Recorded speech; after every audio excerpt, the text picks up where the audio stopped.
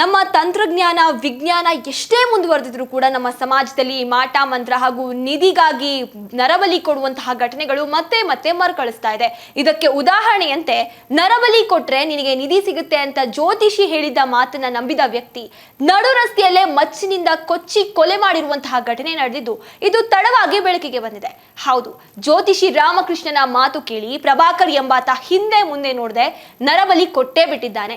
ಈ ಒಂದು ಘಟನೆ ನಡೆದಿರೋದು ಚಿತ್ರದುರ್ಗ ಜಿಲ್ಲೆಯ ಚಳ್ಳಕೆರೆ ತಾಲೂಕಿನಲ್ಲಿ ಜೆಜೆ ಕಾಲೋನಿ ನಿವಾಸಿ ಪ್ರಭಾಕರ್ನ ಬರ್ಬರ ಹತ್ಯೆಯಾಗಿದ್ದು, ನರಬಲಿ ಕೊಟ್ಟ ಆರೋಪಿ A1 ಆಂಧ್ರದ ಕಲ್ಯಾಣದುರ್ಗ ತಾಲೂಕಿನ ಕುಂದರ್ಪಿ ಗ್ರಾಮದ ಆನಂದ್ ರೆಡ್ಡಿ ಆಗಿದ್ದು, A2 ಆರೋಪಿಯಾಗಿರುವಂತಹ ಜ್ಯೋತಿಷಿ ತುಮಕೂರು ಜಿಲ್ಲೆ ಪಾವಗಡ ತಾಲೂಕಿನ ಕೋಟೆಗುಡ್ಡ ಗ್ರಾಮದ ರಾಮಕೃಷ್ಣ.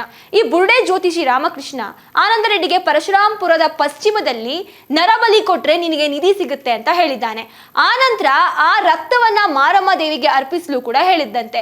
ಜ್ಯೋತಿಷಿ ಮಾತು ಕೇಳಿದ ಆನಂದ್ ರೆಡ್ಡಿ ಕಳೆದ ಭಾನುವಾರ ಸಂಜೆ ಪಶ್ಚಿಮ ದಿಕ್ಕಿನಲ್ಲಿ ಬಂದ ಪ್ರಭಾಕರನ ಹತ್ಯೆ ಮಾಡಿದ್ದಾನೆ. ಬೈಕ್ ನಲ್ಲಿ ಡ್ರಾಪ್ ನೀಡೋದಾಗಿ ಹೇಳಿ ಪ್ರಭಾಕರನನ್ನ ಕರೆದೊಯ್ದಿದ್ದಾನೆ. ಮೃತ ಆನಂದ್ ರೆಡ್ಡಿ ಪಾವಗಡದ ಡಾಬಾದಲ್ಲಿ ಬಟ್ಟನ್ ಆಗಿ ಕೆಲಸ ಮಾಡ್ತಾ ಇದ್ದ. 2 ದಿನಗಳ ಹಿಂದೆ ಈ ಒಂದು ಘಟನೆ ನಡೆದಿದ್ದು ತಡವಾಗಿ ಬೆಳಕಿಗೆ ಬಂದಿದೆ. ಇನ್ನು ಘಟನಾ ಸ್ಥಳಕ್ಕೆ SP ರಂಜಿತಾ ಕುಮಾರ್ ಬಂಡಾರು, ASP ಕುಮಾರಸ್ವಾಮಿ ಭೇಟಿ ನೀಡಿ ಪರಿಶೀಲನೆ ನಡೆಸಿದ್ದಾರೆ.